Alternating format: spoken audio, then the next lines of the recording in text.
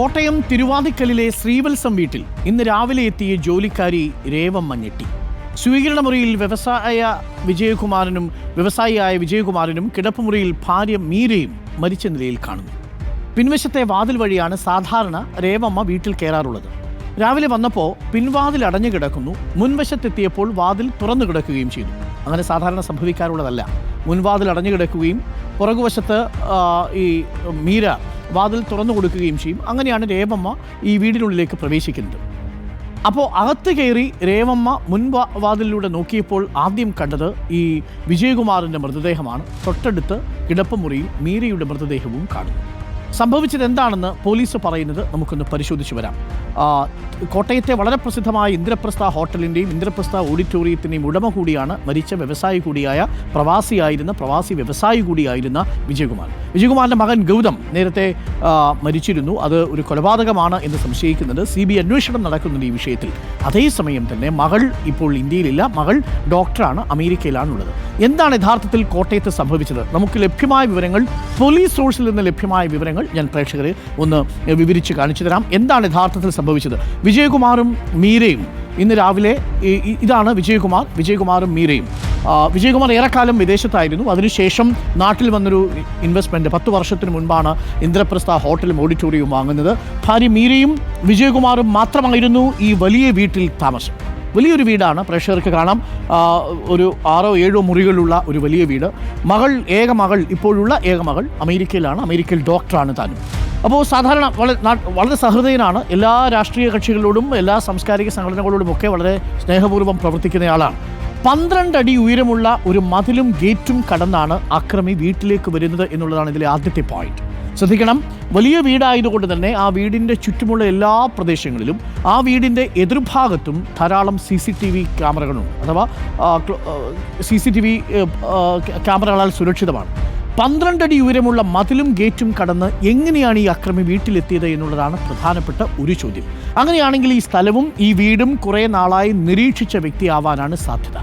അങ്ങനെയാണെങ്കിൽ ഈ വീട്ടിലേക്ക് എത്തുന്ന സമയത്ത് ഈ അക്രമിയുടെ കയ്യിലൊരു സ്ക്രൂ ഡ്രൈവർ ഉണ്ടായിരുന്നതായും ആ സ്ക്രൂ ഡ്രൈവർ ഉപയോഗിച്ച് മുൻഭാഗത്തെ വാതിൽ തുറന്നു എന്നുമാണ് മനസ്സിലാക്കുന്നത്. അതായത് വാതിലടച്ച് ഉറങ്ങാൻ പോയ വിജയകുമാറിൻ്റെയും മീരയെയും ഉള്ളിൽ കൊലപ്പെടുത്താൻ വേണ്ടി മുൻവാതിൽ സ്ക്രൂ ഡ്രൈവർ ഉപയോഗിച്ച് തുറന്നാണ് അക്രമി കയറുന്നത്. അതിനുശേഷം കൊണ്ടുവന്ന അമ്മിക്കല്ല് ഉപയോഗിച്ച് ഇവരെ കൊലപ്പെടുത്താനായിരിക്കാം ശ്രമം നടത്തിയത്. ഒരു അമ്മിക്കല്ലും കയ്യിൽ കരുതിയിട്ടുണ്ട്. കയ്യിലൊരു കോടാലിയും കരുതിയിരുന്നു എന്നാണ് പോലീസ് പറയുന്നത്. അങ്ങനെ കോടാലിയിൽ വെട്ടിക്കൊലപ്പെടുത്താൻ വേണ്ടി കൊണ്ടുവരുന്നു. അമ്മിക്കല്ല് തലക്കടിച്ച് കൊലപ്പെടുത്താൻ വേണ്ടി കൊണ്ടുവരുന്നു.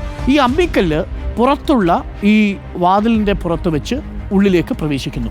അങ്ങനെ പ്രവേശിച്ചതിനു ശേഷം ഔട്ട് ഹൗസിൽ നിന്ന് ഒരു കോടാലി എടുത്തുകൊണ്ടുവരുന്നു. അപ്പം അമ്മിക്കല്ലുമായിട്ട് വരുന്നു. അമ്മിക്കല്ല് വാതിൽ ഉപേക്ഷിക്കുന്നു. എന്നിട്ട് ഗസ്റ്റ് ഹൗസിലേക്ക് പോകുന്നു.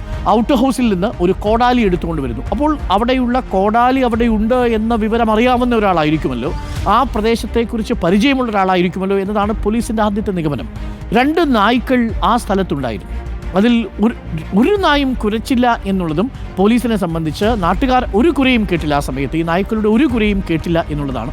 അപ്പോൾ ഒരുപക്ഷെ നായ്ക്ക് കൂടി പരിചയമുള്ള ഒരാളായിരിക്കാം ഈ കൊലപാതകി എന്ന നിഗമനത്തിലേക്ക് പോലീസ് എത്തുന്നു. അപ്പോൾ 2 കാര്യങ്ങൾ: 1, ഔട്ട് ഹൗസിൽ നിന്ന് കോടാലി എടുത്തുകൊണ്ട് വരുന്നു. 2, ആ വീട്ടിലുള്ള 2 നായ്ക്കളും കുരയ്ക്കാതിരിക്കുന്ന സാഹചര്യം ഉണ്ടാവുന്നു.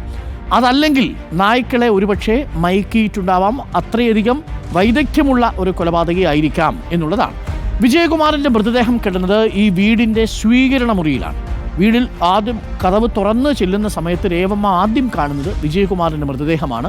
മീരയുടെ മൃതദേഹം കിടന്നത് ആ സ്വീകരണ മുറിയോട് ചേർന്നുള്ള കിടപ്പുമുറിയുടെയും സ്വീകരണ മുറിയുടെയും ഭാഗത്താണ്.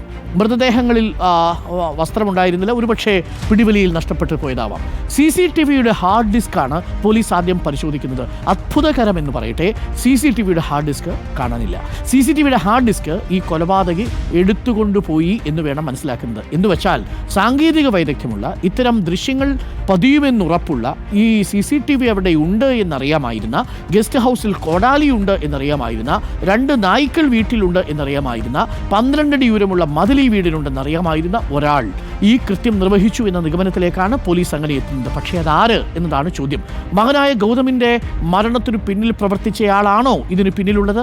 അതല്ല, നേരത്തെ ഇദ്ദേഹത്തിൻ്റെ ബിസിനസ്സുമായി ബന്ധപ്പെട്ടുകൊണ്ട് പ്രവർത്തിച്ച ഒരു തൊഴിലാളി ഫോൺ മോഷ്ടിച്ചതുമായി ബന്ധപ്പെട്ടൊരു വിഷയത്തിൽ പിണങ്ങിപ്പോയി എന്നും അയാൾ പ്രതികാരം ചെയ്തതാകാനുള്ള സാധ്യതയുണ്ടോ എന്ന നിഗമനത്തിലുമാണ് ഇപ്പോൾ പോലീസ് ഉള്ളത്. എന്തായാലും പ്രതിയെക്കുറിച്ച് സൂചന കിട്ടിയിട്ടുണ്ടെന്ന് പോലീസ് പറയുന്നു. പക്ഷേ ഇതുവരെയും ആരും കസ്റ്റഡിയിൽ എടുത്തിട്ടില്ല.